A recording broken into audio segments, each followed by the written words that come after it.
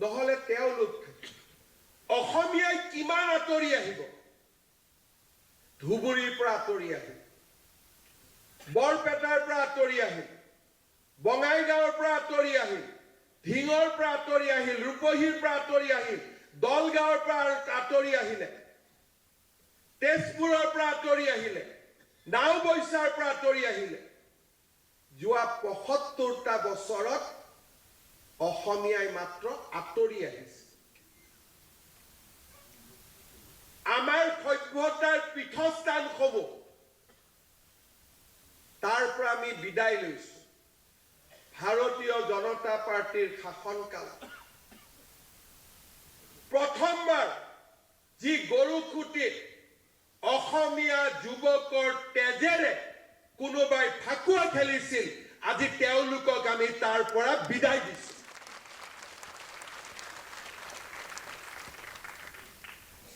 এই সফলতা হয়তো বহুত ডাঙৰ সফলতা নহব পাৰে কিন্তু অসমীয়াই যে যুঁজিব পাৰে তাৰ প্ৰথমবাৰলৈ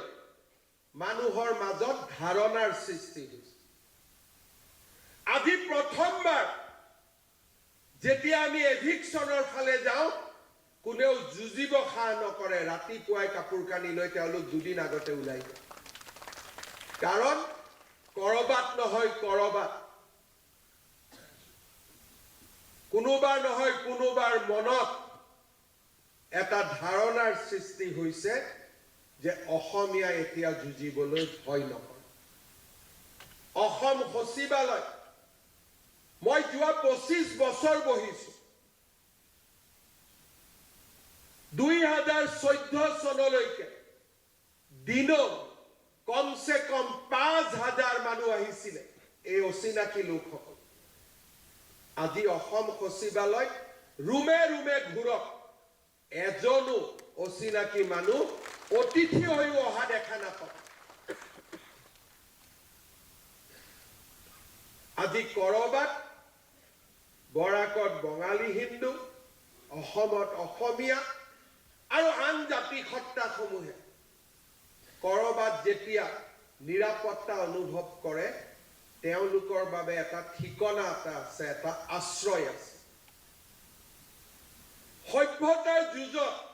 আটাইতকৈ ডাঙৰ ক্ষতি কোনে কৰে যেতিয়া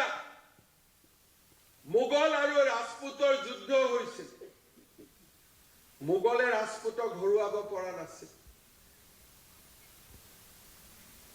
সভ্যতাৰ যুঁজত আটাইতকৈ আমাৰ শত্ৰু আমাৰ ভিতৰতে উৎপন্ন হয়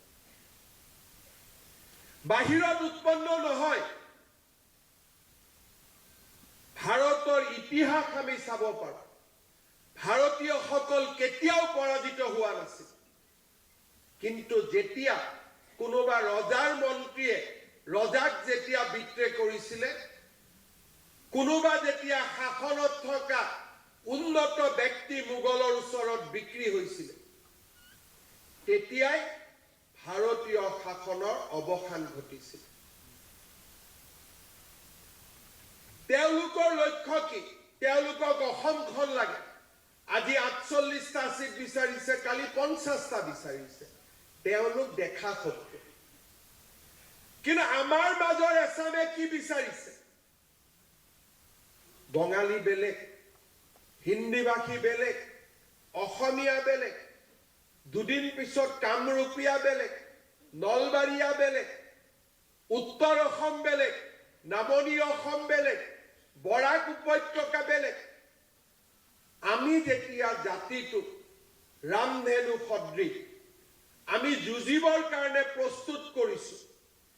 তেওঁলোক সিমানেই সক্ৰিয় যে কেনেকৈ আমাৰ জাতি সত্তাৰ মাজত সংঘাত সৃষ্টি কৰিব পাৰে কেনেকৈ এজন এজনকৈ আমাৰ জাতি অসমীয়া লোকসকলৰ মাজত আমি কাজিয়া কৰিম বঙালীৰ বিপক্ষে হিন্দীভাষীৰ বিপক্ষে আৰু যেতিয়া আমি নিজৰ কাজিয়াত ব্যস্ত থাকিম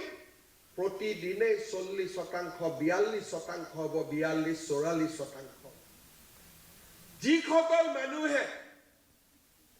অসমীয়া বিহাৰী অসমীয়া বঙালীৰ সংঘাতত ৰাতিৰ ভিতৰতে তৎপৰ হৈ উঠে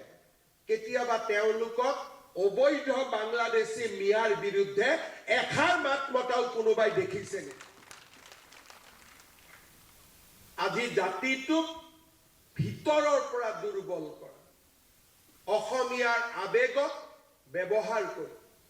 সভ্যতাৰ যুঁজত আমাক পৰাজিত কৰাৰ নিকৃষ্ট ষড়যন্ত্ৰ চলিছে